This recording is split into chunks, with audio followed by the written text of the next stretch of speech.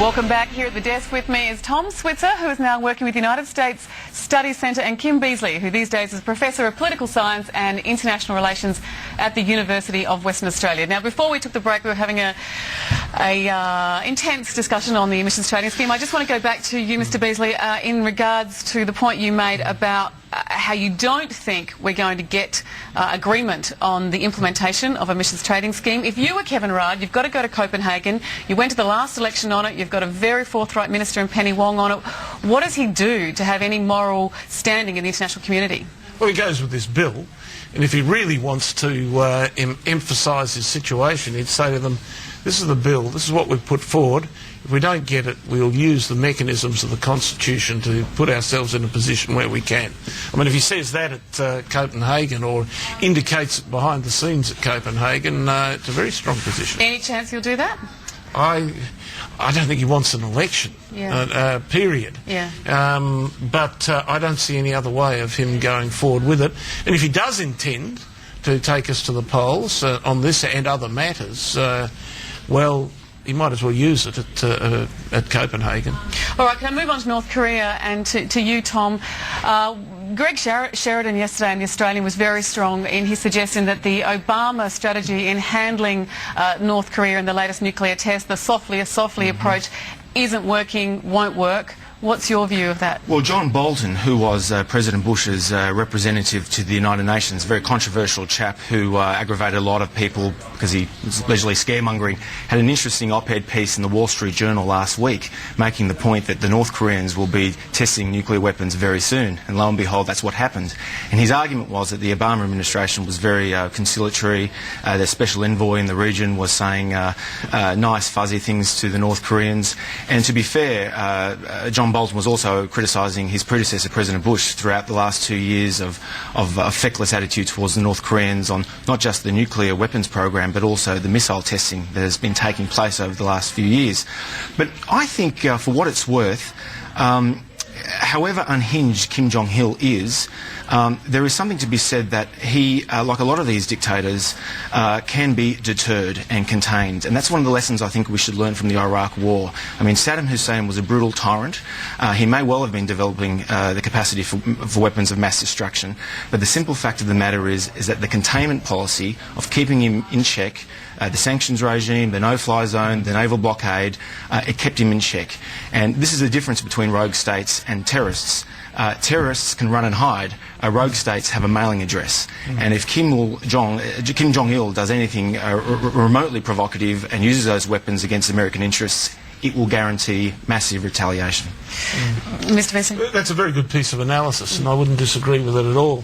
I mean, the problem you've got with them is that toughy didn't work, and softly doesn't seem to work.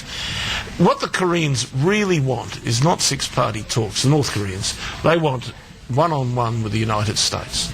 They want to drag the United States into a consultation, a discussion, an agreement, whereby they get all the assurances that they want, that they're not going to be invaded and they're going to be left alone and all the rest of it. I think at some point of time Obama will try that.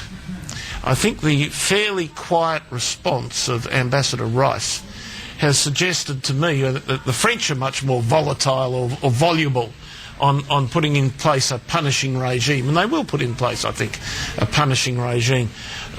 Ambassador Rice was not. I think that the Obama administration might well try direct engagement and see if that works. It might not. I don't think the Chinese will be very happy about the consequences of that. If it actually worked, if they got close, it might actually start to set in train a process by which a Korea, not necessarily joyfully friendly or dependent upon China being created. And I think the Chinese would be quite happy at the end of the day for there to be a nuclear Korea, provided it was a Korea that didn't send a bunch of refugees across the border. But they would never say that overtly. We've seen some reasonably strongly worded sentiments from Stephen Smith and Kevin Rudd. Nevertheless, listening to them talk on this, they use the words unacceptable, provocative. Is there much else they can really do? Well, yeah, you can do tougher sanctions on North Korea. Tougher sanctions on militarily useful technologies, tougher sanctions in relation to their financial situation. There, you can do tougher sanctions.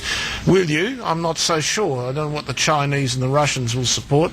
Chinese have that nightmare of a massive Korean refugees coming across the border at them. They might not support it, but the Europeans certainly will, and those who want non-proliferation regime to work will. The Americans, as I said, are a little bit hesitant about threatening that at the moment. Maybe they're thinking about a different sort of approach, or leaving the door open for a different sort of approach. Tom, what do you think? Tougher sanctions?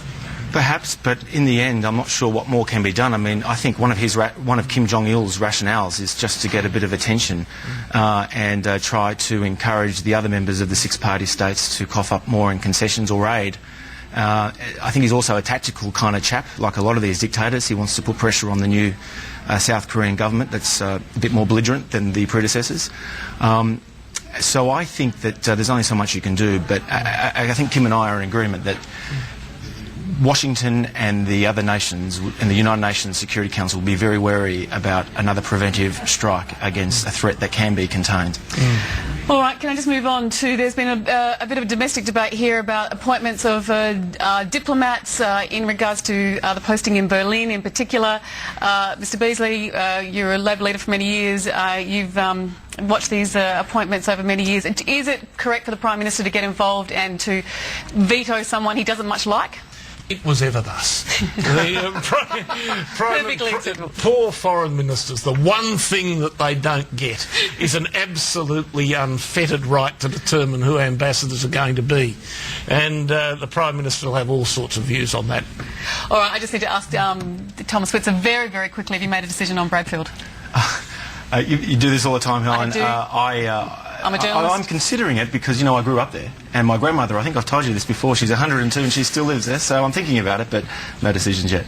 All right, that's all for this edition for Playing Politics. Thank you, Tom Switzer. Thank you, Kim Beazley. Don't forget PM Agenda at 4:15 Eastern Time. I'm Helen McCabe. Thanks for your company.